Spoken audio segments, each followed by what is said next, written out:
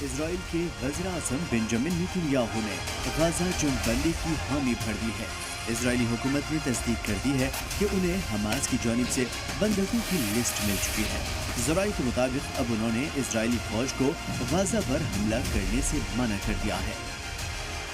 वाज़ेह रहे कि इस समझौते के तहत 15 महीने की जंग के बाद 33 इजरायली बंधकों को रिहा किया जा रहा है और इस मरहले के दौरान इजरायली जेलों में बंद सैकड़ों फ़लस्तीनी कैदियों के बदले में बंधकों को रिहा किया जाएगा। आपको बता दें कि इससे पहले नेतन्याहू ने कहा था कि गाज़ा में जंग बंदी सस्पेंड कर दी गई है जब तक हमास बंधकों की लिस्ट जारी नहीं कर देता। उनके दफ्तर से जारी होने वाले एक बयान में कहा गया था कि उन्होंने इजरायली डिफेंस आर्मी को जंग बंदी शुरू न करने की हिदायत दी है, जिसका इतलाक मुकामी वक्त के मुताबिक 8:30 बजे होना था। लेकिन अब हमास की लिस्ट जारी करने के बाद जंग बंदी का रास्ता पूरी तरीके से खुल चुका है। याद रहे कि मुकामी मीडिया के मुताबिक जंगबंदी की कैबिनेट के 8 मेंबरान ने समझौते की मुखालिफत की थी, जबकि 24 वजीरों ने समझौते की हिमायत की। मुखालिफिन ने कहा कि यह समझौता हमास के सामने खुद सुपुर्दगी के मुतरादिफ है। गौरतलब रहे कि कतर की वजारत खारजा ने बताया था कि यह समझौता मुकामी वक्त के मुताबिक आज इतवार को 8:30 बजे नाफिज होनी थी। इससे गाज़ा में 15 महीनों से जारी जंग के थमने का रास्ता खुल जाएगा, लेकिन जब तक बंधकों की लिस्ट नहीं मिलेगी इजरायली समझौते पर आगे नहीं बढ़ेगी।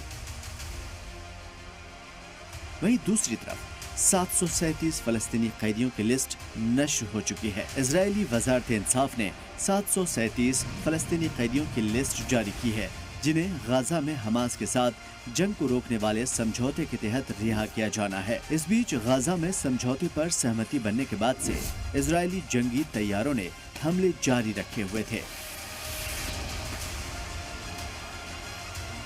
शनिवार को इस क्षेत्र पर इजराइल ने बमबारी की।